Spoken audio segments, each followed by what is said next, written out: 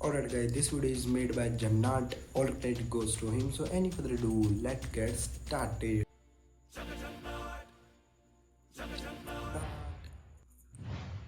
आधुनिकता के इस दौर में अपनी सुविधा को बढ़ाने के लिए आज लगातार नई मशीन्स और अलग वो अलग यार क्या लग रही टेक्नोलॉजीज है का वो निर्माण हो कार रहा सी है। जो भी है वो एयरप्लेन। टेक्नोलॉजी के क्षेत्र में हर देश अपनी एक अलग पहचान बनाने में लगा हुआ है। भारत में जहां देश की सुरक्षा के लिए दुनिया की वैसे इसकी सबसे शक्ल बड़ी देख के मिसाइल मेरा का मुंह भी बन आविष्कार गया। किया गया, वहीं अमेरिका ने एक ऐसा रोबोट बनाया जो दिखने, बात करने और अलग अलग भावनाओं को महसूस करने में हूबहू इंसान की तरह है।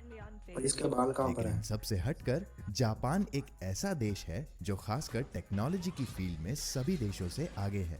जापान के लोग हर बड़ी ट्रांसफॉर्मर। चीज से लेकर छोटी से छोटी चीज को टेक्नोलॉजी के जरिए आसान बनाने में लगे मैंने रहते तो हैं। ये भी सुना है कि सोने भाई से ये लेकर जागने तक, चलने से खाना ना भाई खाने रोड और के ऊपर यहाँ कुछ तक कि लगाए पॉटी उससे करने बिजली बन तक रही है, आज हर इलेक्ट्रिसिटी बन चीज रही है में उस चीज से। जापान के लोग तो भाई टेक्नोलॉजी का जापान है इस्तेमाल हालांकि कर रहे पीक हैं। लेवल पे चल रहा है भाई। आइए जानते Crazy। हैं कुछ ऐसे ही अजीबोगरीब और बहुत ही जीनियस जापानी आविष्कारों के बारे में। जापानी वेंडिंग मशीन्स। ये तो इंडिया वेंडिंग में भी है मशीन भाई। एटीएम की तरह होती है जिसमें कि करेंसी यानी पैसा डालने पर हमें अपनी जरूरत का पैसा सामान दो जो मिलता मर्जी है। लो। हमारे देश में ज्यादातर वेंडिंग मशीन्स या तो एयरपोर्ट पर या मेट्रो सिटीज में सही होती बात हैं, है। जो कि सिर्फ कोल्ड ड्रिंक्स और चिप्स जैसी चीजों को बेचने के लिए इस्तेमाल होती हैं, क्योंकि ऐसी चीजें मशीन के जरिए बेचना आसान होता है। लेकिन जापान में पाई जाने वाली वेंडिंग मशीन्स की क्षमता सिर्फ कोल्ड ड्रिंक्स या चिप्स तक सीमित नहीं, बल्कि रेगुलर लाइफ में इस्तेमाल की जाने वाली लगभग डोरा के सारी लिए चीजों मिलता को है। इनके जरिए खरीदा जा सकता है। इन मशीन्स में अंडे और बर्गर से लेकर जूते और कपड़े जैसी कई तरह की चीजें होती हैं कपड़े और भी मिलते एटीएम हैं की भाई, तरह ये crazy मशीन्स यार। शहर के अलग अलग जगहों पर मौजूद मैं क्या होने अगर की कोई वजह शीशा से तोड़ के और रेगुलर अंदर से लाइफ में चुरा के ले इस्तेमाल गया की तो जाने क्या वाली करेंगे ये वस्तुओं लोग? को खरीदना आसान बना देती हैं। अब ऐसे में अगर आप ऑफिस जाते समय टाई या रुमाल जैसी चीजें रखना भूल जाते हैं तो उसके लिए आपको मार्केट जाने की जरूरत नहीं, बल्कि रास्ते में मिलने वाली किसी पैसे भी डालो तो वेंडिंग वहीं से मशीन के निकाल लो जरिए ब्रो। आप इन्हें कुछ ही टाइम सेकंड्स भी में वेस्ट खरीद नहीं सकते होगा हैं। आपका। Sci-fi door. अक्सर हम मॉल्स और होटल्स में अपने आप खुलने वाले दरवाजे देखते हैं और मैंने साई-फाई स्कूल के मूवीज में अंदर तो भी था, दरवाजों जिस को स्कूल में एक मैं पहले अलग था ही उसके स्टाइल अंदर की था ये गेट। एडवांस टेक्नोलॉजी का दिखाया जाता है। मूवीज में दिखाए जाने वाली टेक्नोलॉजी असली नहीं बल्कि कंप्यूटर द्वारा बनाई जाती है, लेकिन यहाँ भी जापानियों ने काल्पनिक चीजों को असल जिंदगी से लेकर एक ऐसे एडवांस डोर का निर्माण किया जो कि खुलने, बंद होने और सुरक्षा के नजरिए से 4 कदम आगे है। इस दरवाजे का नाम है यार ये बंदे की ETAF स्ट्रक्चर के हिसाब ऑटोमेटिक से खुल डोर रहे हैं ना, और उस ये हिसाब से बोलो। दरवाजा जितना बंदा इंफ्रारेड मोटा है तो सेंसर्स की उतना मदद खुलेगा, से काम करता जितना है। पतला है तो जब भी उतना कोई खुलेगा। व्यक्ति निकलने के लिए इस दरवाजे के नजदीक आता है तो दरवाजा उस व्यक्ति के शरीर के शेप और साइज के आकार में खुलता है। इस दरवाजे में एक ऐसा सिक्योरिटी फीचर भी है यूनिकनेस डाल जो जिसके लोगों अंदर को है तो वही पहचान चीज है, सकता काम तो है वही और कर रही उनके है लिए ये। नहीं खुलता जो ओनर की लिस्ट में मौजूद नहीं है। और इतना ही नहीं, इस दरवाजे को इस तरह डिजाइन किया गया है कि खुलते और बंद होते समय ये कीड़े मकोड़ों और धूल मिट्टी को भी काफी कम कर देता है। Toilet sink. बढ़ती हुई ग्लोबल वार्मिंग और पॉल्यूशन की वजह से पानी की कमी हर देश की एक कॉमन प्रॉब्लम बन गई है। Yeah, खासकर bro। गर्मियों में हमें पीने का पानी के साथ साथ धोने के पानी की भी कमी आ जाती है, जिसके चलते हमें मैं कई दबा नहीं समस्याओं जाता का भाई, सामना पर करना फॉरेन में पड़ता तो यार है। बढ़िया और है, आपने टिश्यू देखा पेपर से होगा पोंछ लेते हैं विदेशी वो टॉयलेट्स में पूरे एक पेपर फ्लश से। टैंक जुड़ा होता है जिसमें लगभग 7 से 8 लीटर पानी होता है। हर बार फ्रेश होने के बाद जब हम फ्लश करते हैं तो वो 7 से 8 लीटर साफ भाई पानी हगने के यूं ही बाद बर्बाद सीधा हो बोलना जाता यार, है। क्या दिक्कत पानी है? की इस तरह से हो रही बर्बादी को जापानियों ने बहुत गंभीरता से लिया और एक ऐसे फ्लश टैंक और सिंक का आविष्कार किया जिसमें लगे साफ पानी गंभीरता की से ले लिया जगह भाई। हमारे द्वारा पहले से यूज किए हुए पानी का दोबारा इस्तेमाल हो सके। ये पानी रिसाइकिल करने का वॉश बेसिन है जो कि हमारे बाथरूमों में पाए जाने वाले साधारण वॉश बेसिन से ये काफी इंडिया अलग के है, अंदर भी आ चुका है यार क्योंकि ये ये सिस्टम। टॉयलेट मैंने फ्लश के देखा था साथ कहीं जुड़ा पर, हुआ तो है। इसके मुझे याद जरिए नहीं जब मैंने भी कहाँ हम पर बेसिन देखा का है। इस्तेमाल हाथ धोने या किसी भी दूसरे काम के लिए करते हैं तो वो पानी बर्बाद होने की जगह टॉयलेट के फ्लश टैंक में चला जाता है और इस तरह से ये पानी फ्लश करने के लिए दोबारा इस्तेमाल हो जाता है। Heated carpet. बदलते मौसम के कारण आपने ये देखा होगा कि ठंड के दिनों में हमारे घर का फर्श काफी ठंडा हो जाता है, जिससे हो जाता बचने है के भाई। लिए हम या तो चप्पल या सॉक्स पहनते हैं। कारपेट एक ऐसी चीज है जो कि घर की सुंदरता को भी बढ़ाती है और ये ठंड के मौसम में फर्श को ठंडा होने से भी रोकता है।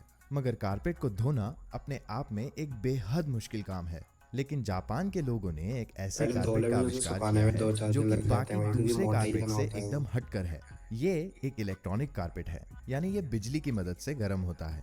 ठंड के मौसम में यह कारपेट बहुत उपयोगी है। इलेक्ट्रिकली हीटेड होने की वजह से यह हमें गर्मी प्रदान करता है और इसकी गर्मी को 110 डिग्री तक भी एडजस्ट किया जा सकता है।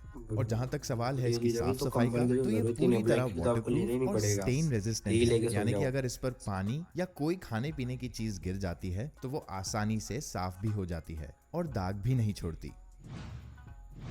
बिना पानी से कपड़े धोने वाली वॉशिंग मशीन। बिना पानी से आमतौर पर हमारे घरों में जो वॉशिंग मशीन कैसे यूज हो होती सकता हैं, है? उनमें आपने पानी जिस का possible इस्तेमाल होता है। ही है, जिसकी वजह से कपड़े गीले होकर धुलते हैं और हमें बाद में उन्हें सुखाना पड़ता है। इस समस्या से छुटकारा पाने के लिए जापानियों ने कपड़े धोने की एक ऐसी मशीन बनाई जिसमें पानी का इस्तेमाल बिल्कुल भी नहीं होता। गंदे कपड़ों को साफ करने और बैक्टीरिया को मारने के लिए इस मशीन में केमिकल्स पाए जाते हैं जो कि कपड़ों में मौजूद सारे कीटाणुओं को नष्ट कर देते हैं और कपड़े बिना पानी का इस्तेमाल किए हुए ही पूरी तरह साफ और स्वच्छ हो जाते हैं। ये मशीन खासकर ऐसे फैब्रिक वाले कपड़ों के लिए सबसे बेहतर है जिन्हें हम घर पर पानी से नहीं धो सकते या जिन्हें हमें बाहर ड्राई क्लीन करवाना पड़ता है। और इस तरह से अगर देखा जाए तो ये मशीन हमारी एक छोटी और पर्सनल ड्राई क्लीनर की तरह ही काम करती है। कीबोर्ड या ड्रम सेट। जापान में एक नए कीबोर्ड का आविष्कार किया गया जो कि दिखने में बिल्कुल ड्रम सेट जैसा है। ये कीबोर्ड जापान की गूगल इनपुट डेवलपमेंट टीम द्वारा बनाया गया है। दिखने में ये कीबोर्ड थोड़ा कॉम्प्लिकेटेड लगता है, लेकिन कंपनी का ये मानना है कि इनका ये कीबोर्ड साधारण कीबोर्ड्स के मुकाबले ज्यादा बेहतर और तेज भी है। गोल आकार होने की वजह से इस कीबोर्ड को ड्रम सेट की तरह भी इस्तेमाल किया जा सकता है। क्योंकि इस कीबोर्ड का आविष्कार जापान में हुआ है, इसलिए ये कीबोर्ड केवल जापान में और जापानी भाषा में ही मौजूद है, लेकिन बहुत जल्द ये दूसरे देशों में भी आ जाएगा। इंडिया के अंदर हिंदी में डालेंगे, हिंदी में डालना भाई, इंग्लिश में मत डालना। किसी एक जगह से दूसरी जगह सफर करने के लिए हम कई तरह की ट्रांसपोर्ट फैसिलिटीज अपनाते हैं, जैसे कि कार, बस, ट्रेन या प्लेन। अक्सर ये देखा गया है कि सफर के दौरान कई लोगों को घबराहट, बेचैनी और उल्टी जैसी प्रॉब्लम्स होने लगती हैं। इस तरह की प्रॉब्लम्स को मोशन सिकनेस कहा जाता है, यानी कि जिस दिशा में गाड़ी चल रही है, अगर आप उसकी विपरीत दिशा में बैठे हैं तो आपका सर घूमने लगता है और आपका जी मचलाने लगता है। जापान में सफर के दौरान जब भीड़ बढ़ती है तो लोगों को ट्रेन में खड़े रहने की जगह कम पड़ने लगती है और कई लोगों को सफर के दौरान मोशन सिकनेस की प्रॉब्लम का सामना भी करना पड़ता है। इन दोनों ही समस्याओं से छुटकारा पाने के लिए जापान की मेट्रो ट्रेन्स में ऐसी कुर्सियां इंस्टॉल की गई जो कि हर डायरेक्शन में मूव या रोटेट हो जाती है और ऑटोमेटिकली फोल्ड भी हो जाती है। इन कुर्सियों की मदद से जिन लोगों को सफर के दौरान घबराहट होती है, वो लोग अपनी कुर्सियों को रोटेट कर लेते हैं और भीड़ बढ़ने पर ये कुर्सियां फोल्ड होकर खड़े रहने की जगह को एक्सपांड कर देती हैं। ये तो थिएटर में भी होता है भाई। कुत्तों के लिए चश्मे। यार मैं क्यों जब भी हम किसी जानवर को पालते हैं तो हम उसे अपने परिवार के सदस्य की तरह ही रखते हैं। खासकर कुत्तों के प्रति बढ़ते हुए प्रेम के चलते लोग उन्हें कपड़े, जूते और कई तरह की अलग अलग चीजें पहनाने की कोशिश करते हैं। जापान में कुत्तों को सन ग्लासेस यानी चश्मे पहनाने का ट्रेंड है और ये ट्रेंड आज इतना बढ़ गया है कि हर कुत्ते की अलग अलग नस्ल और आंखों की सेटिंग के अनुसार जापान में कुत्तों के चश्मे की नई नई वैरायटी लगातार बढ़ती जा रही है। TKP gate tower building. बिल्कुल किसी वीडियो गेम की तरह दिखने वाला ये एक्सप्रेसवे मॉडर्न आर्किटेक्चर और बेमिसाल इंजीनियरिंग को दर्शाता है। हानशिन एक्सप्रेसवे नामक ये हाईवे बिल्डिंग के अंदर से होकर गुजरता है। बिल्डिंग के मालिक और जापान की सरकार के बीच में विवाद के चलते इस हाईवे को बिल्डिंग के भीतर से निकालना पड़ा। हालांकि इस काम में काफी एडवांस टेक्निक्स और मॉडर्न साइंस का इस्तेमाल हुआ, लेकिन ऐसा करने से बिल्डिंग को हटाना भी नहीं पड़ा और उधर हाईवे भी बन गया। बीच में से बिल्डिंग तोड़ी होगी ना भाई, क्या ये अलग से बना होगा? अगर आपको पसंद आया जो भी बना होगा, मैं क्या लेना है भाई, भारत माता की जय। सब्सक्राइब करना बिल्कुल ना भूलें। Goodbye bye. तो देखो भाई, आपको भी इस वीडियो के अंदर बहुत बड़े बड़े इन्फॉर्मेशन मिली है। सो मे बी जो कीबोर्ड भाई ने दिखाया ना ऐसे वाला, तो वो इंडिया के अंदर भी आने की संभावना हो सकती है।